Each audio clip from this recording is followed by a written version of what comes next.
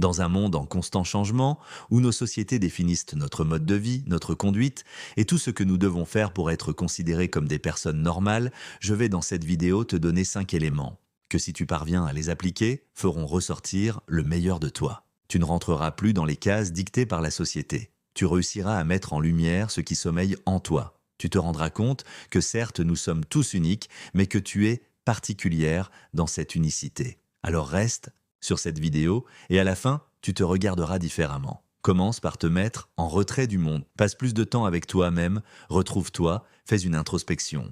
Pose-toi les bonnes questions telles que « Pourquoi j'attends la validation des autres pour me sentir bien ?» Comment dire ce que je pense sans craindre les réactions et les jugements des autres? Ces questions te permettront de trouver les ressources en toi pour affronter le monde. Affronter les personnes ne signifie de pas se battre, mais leur imposer une nouvelle version de toi. Une version plus sûre d'elle, plus forte et plus sereine. Ce travail que tu devras faire sur toi s'appelle le contrôle émotionnel. Apprends à contrôler tes émotions en restant zen, quelle que soit la situation. Il est très important que tu ne te laisses pas influencer par les avis extérieurs, par les rires, les commentaires négatifs. Apprends à faire comme si tu parlais seul dans une pièce où il n'y a personne d'autre que toi. Tu dois rester calme et imperturbable et cela déstabilisera ceux qui tentent de te rabaisser. Après le calme en toutes circonstances, tu dois deuxièmement défier les normes par ton autosuffisance.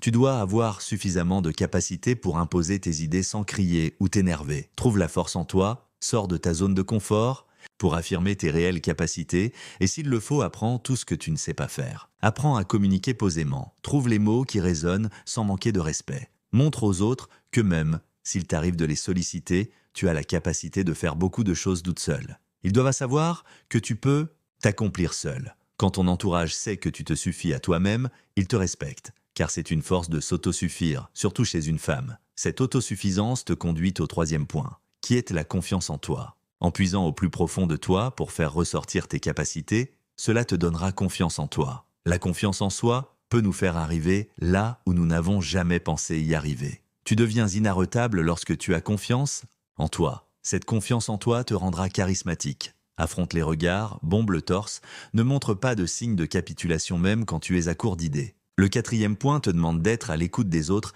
exactement comme tu es à l'écoute de ton toi. Écouter les autres, c'est se donner la chance de prendre ce qu'il y a de positif en eux. On apprend aussi des autres, et cette façon maligne d'ajouter leur potentiel au tien te rend encore plus forte. Apprendre des autres, pour se renforcer, te demande d'être flexible, de t'adapter, d'être comme l'eau, c'est-à-dire prendre la forme du récipient qui te contient. Cinquièmement, apprends à voir le bien en tout.